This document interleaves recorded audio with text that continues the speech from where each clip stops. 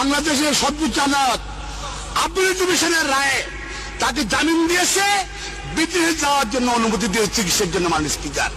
কিন্তু আপনারা ফেক আইডিতে ওই যে কি বলে কি আইডি বট আইডিতে এলাকার।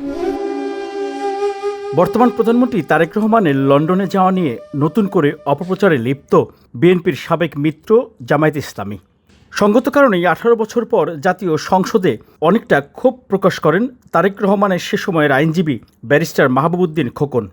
তার প্রচার করছে, আগের সরকার প্রচার করছিল, পার্লামেন্ট শেখ হাসিনা বলেছি, রফিকুল হক তারেক রহমান সাহেব লয়ের ছিলেন, আমি লয়ের ছিলাম। সুপ্রিম কোর্ট আপিল ডিভিশনের নির্দেশে বিদেশি চিকিৎসার জন্য তারেক রহমানকে সুপ্রিম কোর্ট পারমিশন দিয়েছে। কোন মুচালিকা না, সব ফ্রড। এত লয়ার হিসাবে ওনার লয়ার হিসাবে চ্যালেঞ্জ বলছি। 111 সরকারের সময় তারেক রহমানের আইনজীবী ব্যারিস্টার খোকন বলেন, 2009 সালের পরের সংসদে তখনকার প্রধানমন্ত্রী শেখ হাসিনার সামনেই চ্যালেঞ্জ দিয়ে বলেছিলেন তারেক রহমান কোনো মুচলেকা দেননি। মানসিকার তারেক রহমান সম্বন্ধে কথা বলা হয়, সে নাকি মুচলেকা দিয়ে বাংলাদেশের বাইরে গিয়েছে। আমি তার আইনজীবী ছিলাম 111 সময় মাননীয় স্পিকার। বাংলাদেশের সর্বোচ্চ আদালত আপিল ডিভিশনের রায়ে তাকে জামিন দিয়েছে, বিদেশে যাওয়ার জন্য অনুমতি দিয়েছে চিকিৎসার জন্য মাননীয় স্পিকার। এবং সে অনুমতি নিয়ে গেছে। আন্ডারটেকিং লাগবে কেন? আন্ডারটেকিং লাগবে কি? আন্ডারটেকিং কেন লাগবে? আমি এই প্রশ্নটা তার উত্তর দিতে পারছি না।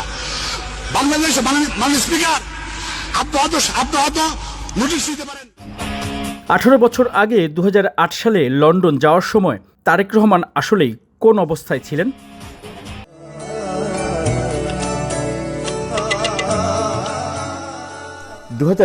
সালের 7 মার্চ আটক করা হয় বিএনপির সে সময়ের সিনিয়র যুগ্ম মহাসচিব, সদ্য বিদায়ী প্রধানমন্ত্রী বেগম খালেদা জিয়ার বড় ছেলে তারেক রহমানকে।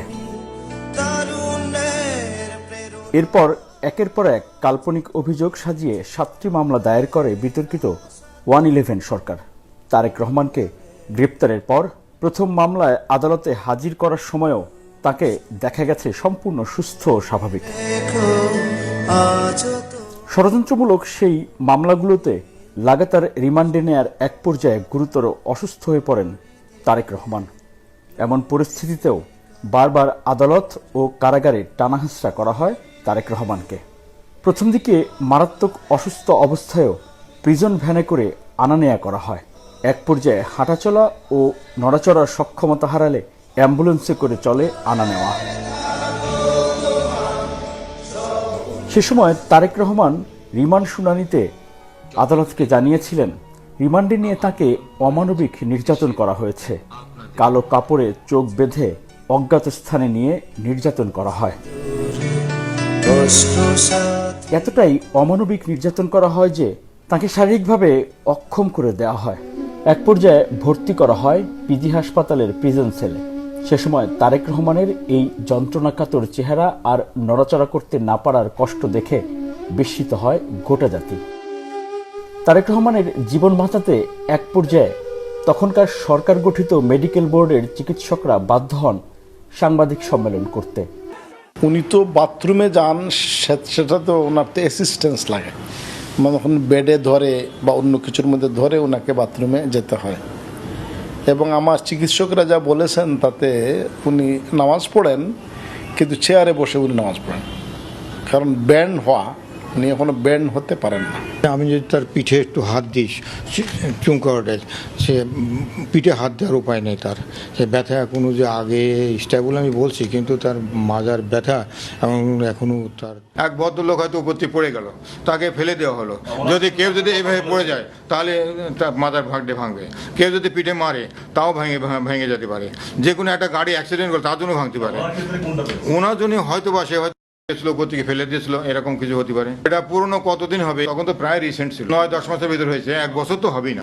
তারা জানান, তারেক রহমানকে উন্নত চিকিৎসার জন্য বিদেশে না পাঠালে তাকে হয়তো আর সুস্থ করা সম্ভব নাও হতে পারে।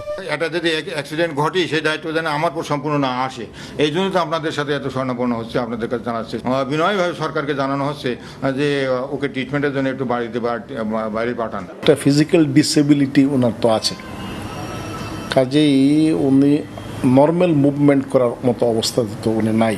যদিও আমাদের এখানে দীর্ঘদিন আমরা চিকিৎসার কোনো ত্রুটি আমাদের হয় নাই। আংশিক পঙ্গু হয়ে যাবে, দুর্বল হয়ে যাচ্ছে আর কি, সে হাঁটতে পারে না, সে লেম খুঁড়ায় খুঁড়ায় হাঁটছে, যতটুকু স্ট্রেংথ পাওয়া দরকার ততটুকু শক্তি সে পাচ্ছে না। একই সময় গ্রেপ্তারের পর নির্যাতন করা হয় বেগম খালেদা জিয়ার ছোট ছেলে আরাফাত রহমান কোকোকেও।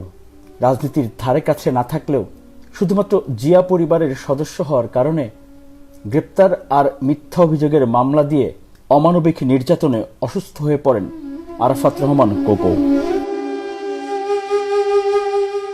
এরপর 2008 সালের 3 সেপ্টেম্বর জামিনে মুক্তি পান তারেক রহমান। আর মা খালেদা জিয়াও কারামুক্ত হয়ে দেখা করতে পিজি হাসপাতালে ছুটে যান ছেলে তারেক রহমানের কাছে।